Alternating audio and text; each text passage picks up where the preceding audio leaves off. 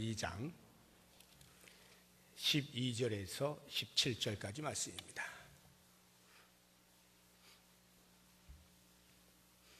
요한계시록 2장 12절에서 17절까지 말씀 한 절씩 교독하겠습니다. 버가모 교회의 사자에게 편지하라. 좌우에 날선검을 가지신 이가 이르시되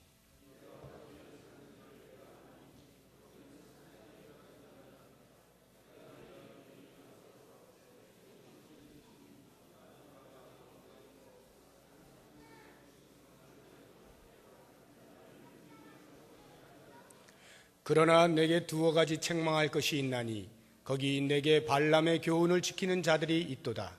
발람이 발락을 가르쳐 이스라엘 자손 앞에 걸림돌을 놓아 우상의 제물을 먹게 하였고 또 행음하게 하였느니라. 그러므로 회개하라. 그리하지 아니하면 내가 내게 속히 가서 내 입에 검으로 그들과 싸우리라. 귀 있는 자는 성령이 교회들에게 하시는 말씀을 들을지어다.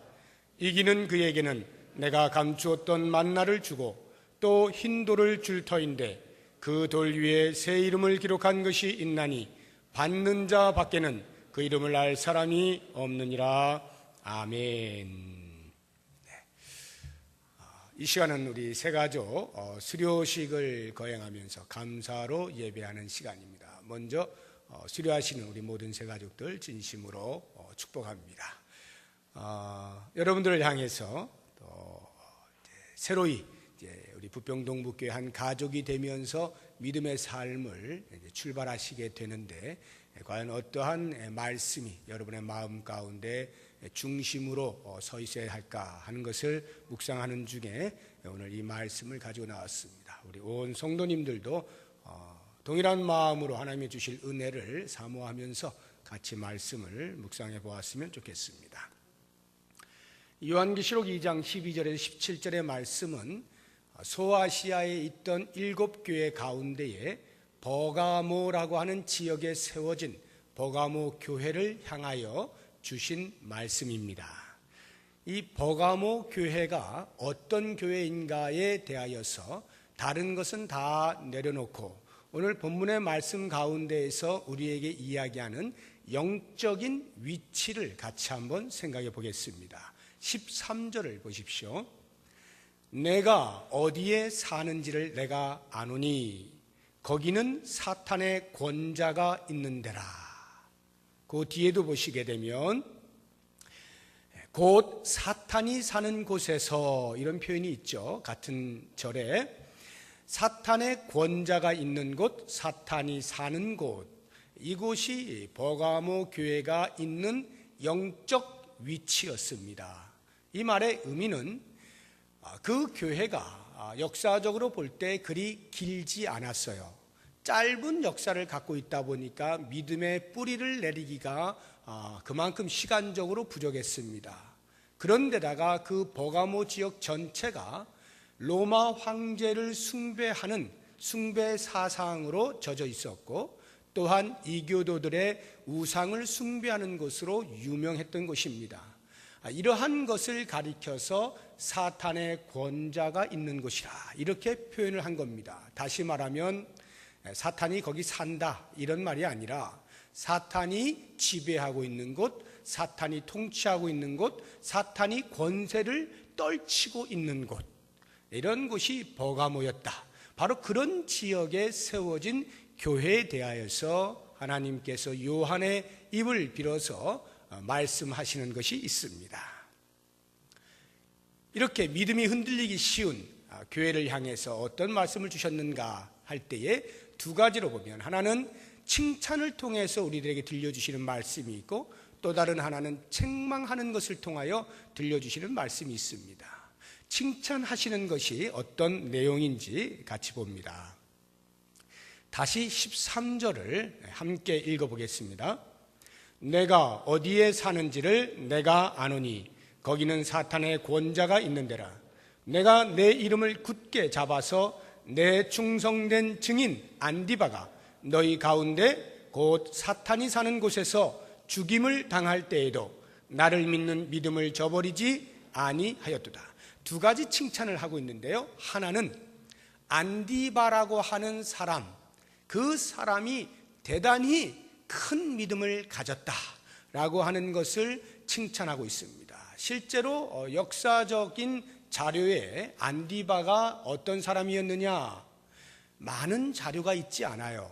그 가운데에서 우리 렌스키라고 하는 주석가가 그나마 초대교회 전승에서 그 자료를 살펴보다가 이 안디바라고 하는 사람은 버가모의 감독이었다는 것을 알게 되었습니다. 그리고 그가 로마 황제 숭배를 거부하다가 붙잡혀서 죽게 되는데요. 어떻게 죽느냐 하면 노쇠로 만든 송아지 형상에 불을 지펴가지고 뜨겁게 만들어서 그 위에 앉게 해가지고 타 죽게 만드는 이러한 순교를 당한 사람으로 알려져 있습니다. 이 안디바와 같은 믿음이 굳건하게 세워지기에 너무도 역사가 짧은 교회에서 그 교회의 감독으로서 그와 같은 믿음을 굳건하게 지킨 것, 이것이 버가모 교회가 칭찬을 받을 만한 내용이었습니다. 또 한 가지의 칭찬받을 것은 그렇게 감독이 순교를 당하게 되는 어려움을 당한 교회가 그래서 무섭다 하고 전부 믿음의 자리를 이탈해서 도망을 가지 아니하고 오히려 더 단단하게 믿음을 지키고, 비록 감독이 그러한 순교를 당했다 할지라도 우리는 계속해서 믿음을 지켜나가겠다라고 하는 교회의 믿음의 모습에 대하여서 하나님께서 그들을 칭찬하셨어요. 이런 믿음 있는 삶, 하나님께서 기뻐하시는 것은 다른 것이 아니에요. 믿음이 없이는 하나님을 기쁘시게 하지 못한다고 하잖아요. 오직 우리의 믿음이 하나님을 기쁘시게 하는 겁니다. 신앙의 삶을 살아가는 성도로서 다른 그 무엇보다도 믿음을 굳게 지키는 일이 가장 필요한 거죠. 이제 우리 부평동북교회 세가족으로 출발을 하시는 귀한 분들, 앞으로 나아가는 모든 신앙의 여정에 있어서 다른 그 무엇보다도 믿음을 최우선으로 하심으로써 우리 하나님을 기쁘시게 할 수 있는 삶을 사시기를 바랍니다. 이제 두 번째로 우리가 보게 되어질 이 책망받을 일에 대해서 교훈을 삼고자 합니다. 어떤 부분에 대해서 책망을 하시는가? 14절과 15절에 나옵니다. 우리 같이 한번 읽어보겠습니다. 그러나 내게 두어 가지 책망할 것이 있나니 거기 내게 발람의 교훈을 지키는 자들이 있도다. 발람이 발락을 가르쳐 이스라엘 자손 앞에 걸림돌을 놓아 우상의 제물을 먹게 하였고 또 행음하게 하였느니라. 이와 같이 내게도 니골라당의 교훈을 지키는 자들이 있도다. 여기를 보시게 되면 발람의 교훈이 나오고 니골라당의 교훈이 나옵니다. 이 두 개의 교훈은 별개의 교훈이 아니라 같은 비슷한 교훈이에요. 발람의 교훈은 과거 구약시대 먼 옛날에 있었던 일이고, 니골라당의 교훈은 당대에 그 버가모 교회 안에 있었던 일입니다. 그런데 이 니골라당의 교훈이라는 것이 거의 발람의 교훈을 방불하는 비슷한 그러한 교훈이었어요. 그래서 이 발람의 교훈 또는 니골라당의 교훈, 이것을 따르는 일들이 있는 것에 대하여 책망을 받게 되는데, 과연 그 교훈이 뭐냐라고 하는 것입니다. 그 교훈을 크게 요약해서 세 가지로 볼 수가 있는데, 그 첫 번째가 우상 숭배를 하는 것입니다. 칭찬받는 일이 믿음을 잘 지켰다는 것 아니었어요. 그런데 어떻게 우상을 숭배하는 일이 또 한 교회에서 있느냐라고 할 때, 그 교회의 성도들 가운데서는 일부가 그렇게 믿음을 잘 지키는 사람들이 있었는가 하면, 일부는 이렇게 발람의 교훈에 빠져서 우상 숭배를 별것 아닌 것으로 적당히 손을 내밀어 타협하며 사는 사람들이 있었다라고 하는 것입니다. 자, 이 우상 숭배를 하는 경우가 어떤 경우냐 하면요, 앞서 말씀드린 대로 황제 숭배 사상과 더불어 이교도들의 우상 숭배하는 일이 난무하던 버가모 교회였습니다. 그러다 보니까 예수를 믿는 신앙만을 지켜가지고는 사람들을 제대로 만날 수도 없고 교제도 안 일어나고 불이익을 당하고 여러 가지 많은 일들이 있게 되는 거예요. 그래서 그러한 이교도들의 신전에 가서 우상 숭배를 하거나 거기에서 그 제의식 가운데 하나인 행음하는 일들, 이런 것들을 적당히 타협하여 같이 겸해서 예수님도 믿고 그런 일도 함으로써 사회에서 고립되지 않는 삶도 살아야 되겠다라고 하는 이런 타협을 하는 사람들이 있게 된 것입니다. 바로 이 부분에 대해서 발람의 교훈을 조심하라 라고 이야기하고 있는 것입니다. 그러면 이 발람이라는 사람이 어떤 사람이었느냐라고 할 때, 이스라엘 백성들이 계속해서 가나안 땅을 향하여서 진격을 해갈 때 그 중간에 있었던 모압이라고 하는 나라가 자칫 잘못하면 자기 나라가 다 삼키게 된 거예요. 이들이 너무나 강력한 힘을 가지고 계속 진격을 해오니까 겁이 나서 이 모압 왕 발락이라고 하는 왕이 이스라엘의 선지자 중에 하나였던 발람이라고 하는 사람에게 가서 뇌물을 주고 제발 이스라엘을 저주를 해다오, 이렇게 부탁을 한 것입니다. 그래서 발람이 이스라엘의 선지자임에도 불구하고 그 뇌물에 눈이 어두워서 저주를 하는데 그것이 통하지가 않는 거예요. 하나님께서 계속 여러 가지 방법으로 막아서시는 거예요. 그래서 그 저주가 되지가 않습니다.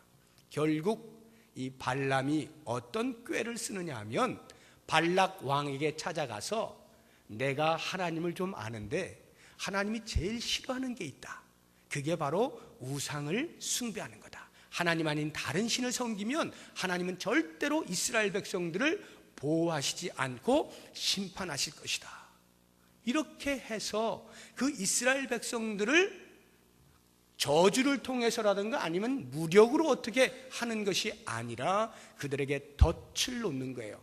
거기에 빠지게 만드는 거죠. 그 덫이 바로 우상 숭배를 하게 하고 행음을 하게 하는 겁니다. 모압 여인들과 같이 행음을 하게 만드는 거예요. 그러한 덫을 놓았는데 이스라엘 백성들이 거기에 덜컥 걸린 겁니다.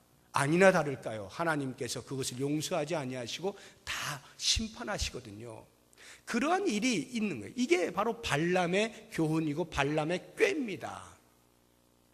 바로 이 부분을 조심하라는 거예요. 우리가 믿음의 삶을 산다라고 할 때는 누군가와 다른 교리와 다른 종교와 또는 다른 어떤 사상과 손을 적당히 잡을 생각을 해서는 안 되는 거예요. 오늘날로 하면 종교 다원주의라고 하는 이 포스트 모던 시대에서 때로는 기독교와 불교가 손을 잡기도 하고요.